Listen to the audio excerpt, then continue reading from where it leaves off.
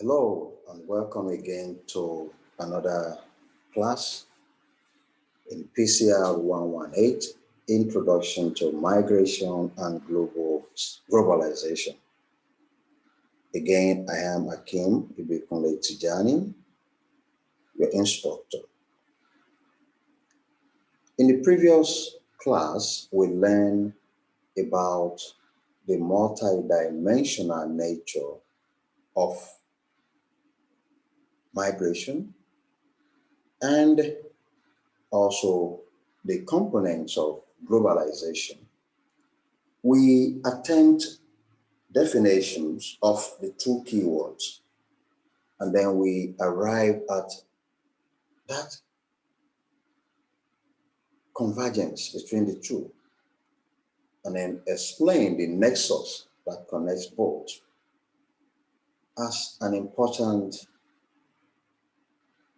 phenomenon in the development of the human race.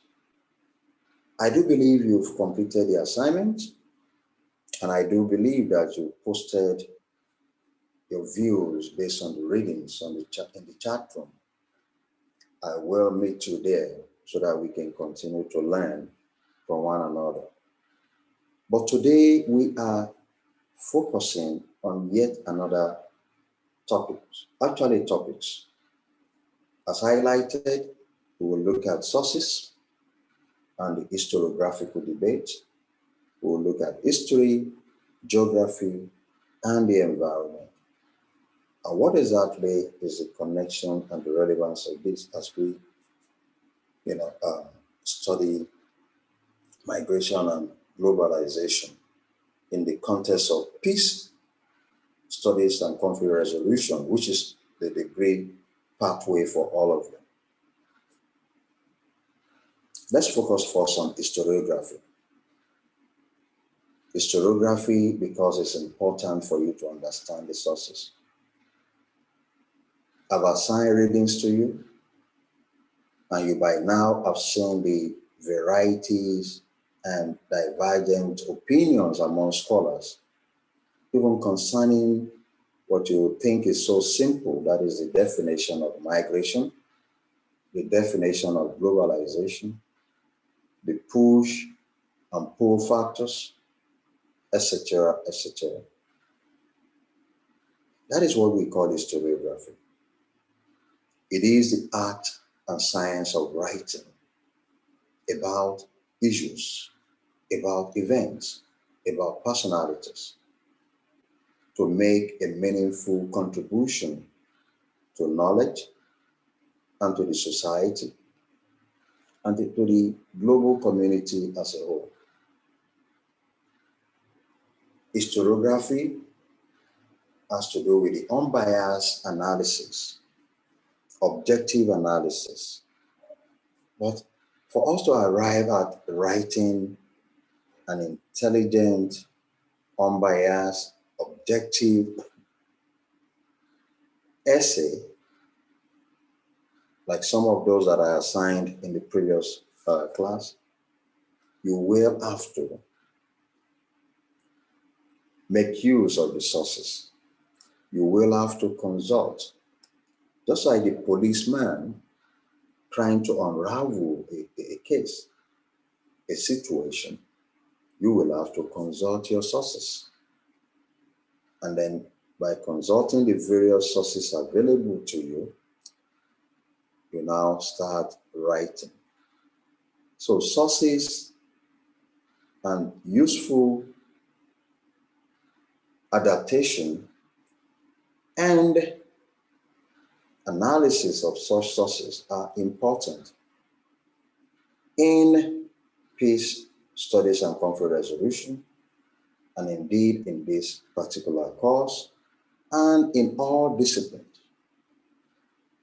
So you ask the question, what are the sources available to me as a scholar? What are the sources available to you as a student? Okay, an upcoming scholar. First and foremost, you think about the aura source. Aura. What do we mean by aura? Aura means talking to one another. What a scholar called tolerating one another. So when you do the talk, when you ask the question, when you probe into that past and present by talking to individuals, talking to groups, talking to the corporate entities, and combing all those orality when it comes to the past and immediate present, then you are utilizing oral sources. But there are two components of oral sources. One is oral tradition, the other one is oral history. Okay. Again, oral tradition and oral history, and I want you to take note of that. Oral tradition is useful, usable, because of the absence of writing, the act of writing in most African communities. And given our environment, given our location in Africa, in Nigeria, in Abuja, then oral tradition becomes so important. But oral traditions are usually used to dissect the past, the period when Africans were not putting down in writing like the Europeans. So the absence of writing does not mean that Africans have no sense of history and they cannot reflect on their past. Oral tradition is well guided. It's not just anybody talking. It's a scientific, if we can put it that way, rendition of the past. And that is how we got to know about the many events that predate Europeans and even Europeans' encounter with Africans generally. What about oral history? Oral history is contemporary. Is that interview you conduct, the interview I conduct, okay? And then synergize the views of one person and the other based on the same topic. And then we start writing. Of course, it could lead also to historiographical debate. And then you can see the connection, you can see the nexus. And that is why we are discussing sources and historiographical debate. The second source that we use is the archival and by extension library sources. Archival records are also very important in our various archives. Companies keep documents in archives. Today, you can talk about digitization. Digitization of archival documents has come to stay. It has come to reflect upon the technological advancement, and it remains and will remain useful in our study of events, issues concerning migration and globalization. Libraries also have gone digital, but we still have in the archives and the libraries written records, diaries, books, published in the past and in the present, and they are also useful. We have reports and scholarly articles, very, very useful also. Reports and scholarly articles, very useful.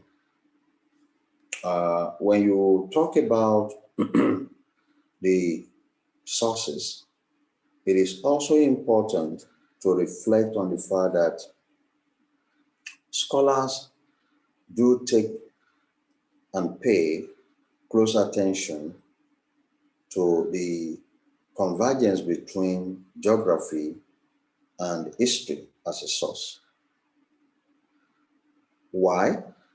Because of the fact that there is that continuous interaction between man and woman and their environment.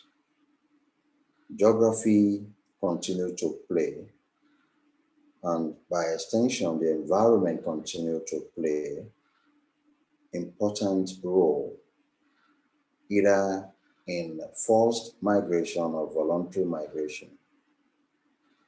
Geography and the environment continue to play important role in globalization and its consequences, and of course the debate arising therefrom. Geography, as we all know, is the study of people and their environments and the resources available to them. Take a step back and reflect on the climatic change, for instance, and its effect on global politics and development. Take a step back on desertification. Take a step back on plastics taking over the lagoons and the oceans. And take a step back on flooding and its consequences. In historic times, environment degradation, the need for arable land has impacted migration, as we will study in the case of the Bantu migration in Africa. In recent past, we have debates all the way to the United Nations and leaders of the world talking about the relevance of the climate, the environment, and geography generally to the sustenance and survival of humanity. So it is very, very important for us to take note of those as we probe into various sources. So scholarly articles and reports in that realm are useful in writing of migration issue in this context. So let us move on and then take a closer look at the issues that I've raised at the beginning of this class. Historiographical debate. We want to be specific now. In the previous class, we gave varieties of definitions about migration. But what actually came up is the fussiness, what I call the fussiness in methodology. Methodology in terms of how do I collect, how do I research, and how do I write. Take for instance about the IDP, internally displaced person.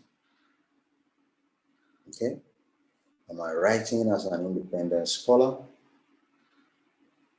Am I using ethnographic methods? Am I just relying on those newspaper reports or the social media reports that are at best not the whole truth? What exactly is the best methodology one can employ? I can tell you that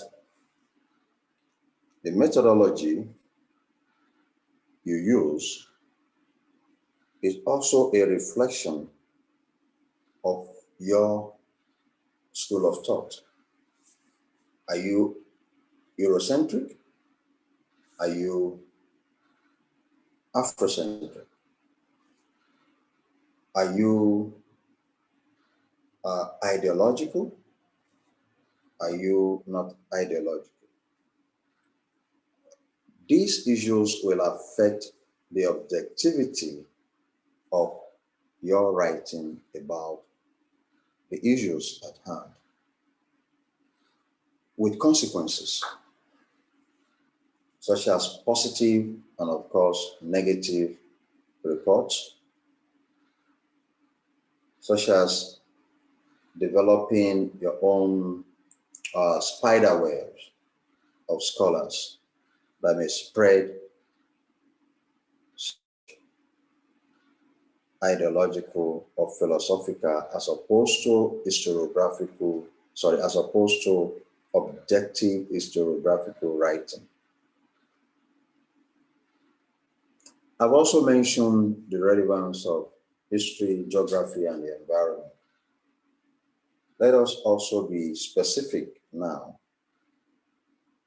for your comprehension and ability to synthesize some of the issues that I have raised in this lecture.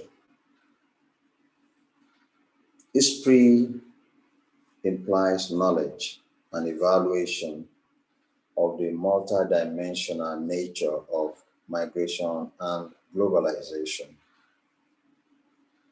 Whether you are an economist, a sociologist, a scientist of various branch, you must have a knowledge of history, and history must impart your research. Absent of history will definitely negatively impact your conclusion. What sense does it make? If you are an educationist and you are studying pedagogy in the IDP, for instance, and then you have no sense of the composition in the camp, it will also affect your data gathering and analysis. Who are these people?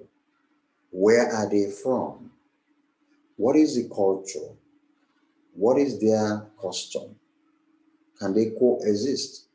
Are they from the same community being displaced and they are now in this camp?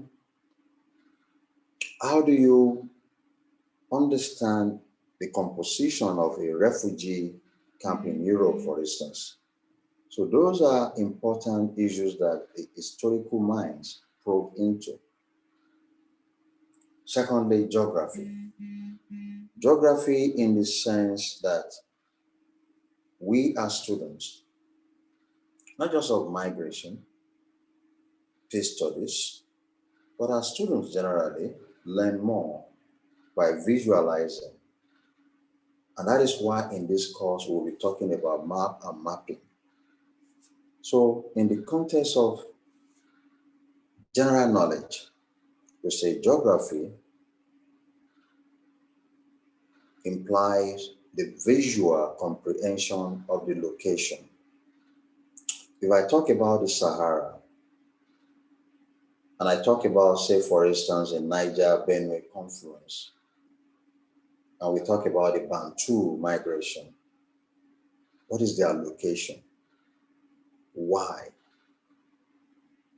To some extent, how is that location at the moment? What was it in the past?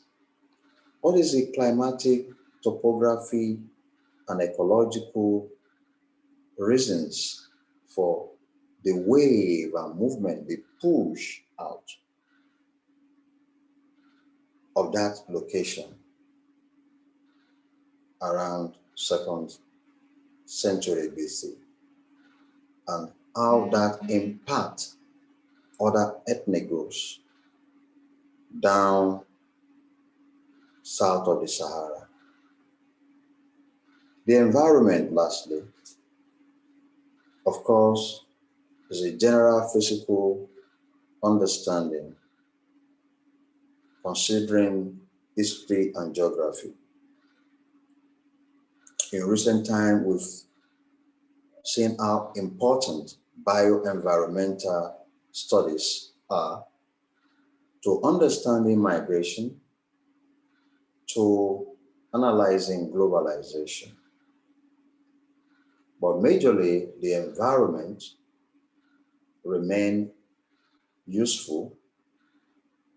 The understanding of the environment remain useful, remain inclusive as policies are being developed, and they also guide actions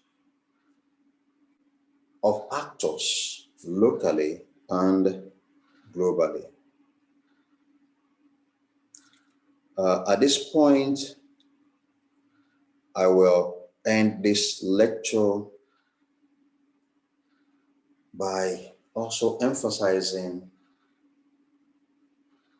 the three components: history, geography, environment in global context. If we take a look at the European exploration and colonization that emerged at the turn of the 20th century, the Berlin Conference of the 19th century, 1884 to 85, and the consequent colonial policies and systems in various parts of Africa, the Americas, and some part of Asia, we begin to see how migration of a group, in this case Europeans, led to the change in the map of the world and the way we do things. How it led to new economic system, how it brought about global institutions, and how policies, regulations became global issues. Of course, in a post-1945 era, we begin to look at the Cold War and how this ideological difference between the two bipolar impacted the global communities. For migration, we cannot dissect it, talk about it, study it, without looking at the consequent poverty and disparities. At the same time, we cannot complete our study or understanding of migration and globalization without looking at gendering, particularly girls and women, disparities against them, whether in the IDP camps, whether as a result of banditry, whether as a result of a terrorist attack, or whether in terms of their own willingness to migrate, as we have in the current wave of African youth crossing the Sahara, crossing the Mediterranean, going to Lebanon, enslaving themselves. So to really understand the complexity of migration, we again must look at mapping. But today we will not go into that. Today we will end up by saying that the understanding of the multidimensional nature of migration and globalization is important for both local policies, actions, regional policies and actions, and international policies and actions. We cannot be unobjective despite the consequences, despite the various multi-dimensional nature of the issues at hand. So let us recap before we end this lecture. We have focused on sources and historiographical debates. We have focused on the relevance of history, geography, and the environment. These are built up from our previous lectures on why exactly we are in this class. What exactly is the learning outcome, or what are the learning outcomes? And what is the relevance of these in general peace studies and conflict resolution? And I believe, again, you have learned. I believe learning has occurred. And I believe we will, again, take the assignment that I'm about to share with you seriously.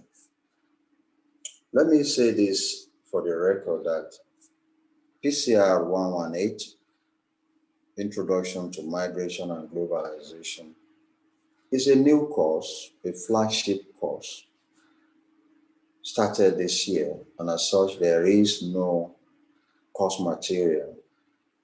So do not look for one or ask your study center for one, because it is being developed. When it is available, we will make it in both hard copy and e-copy on NOUN website. But you can get this book being highlighted on the internet. The African Diaspora, Historical Analysis, Poetic Verses, and Pedagogy, published 2011. You can get it and read it and be well informed. I think a good aspect that you want to pay attention to are the poetic verses written by students like you in a class that I taught some years back. And based on reading of the text, they were able to come up with poems, that is poetic rendition of their understanding, bringing out the critical thinking in them. And I believe you can do the same.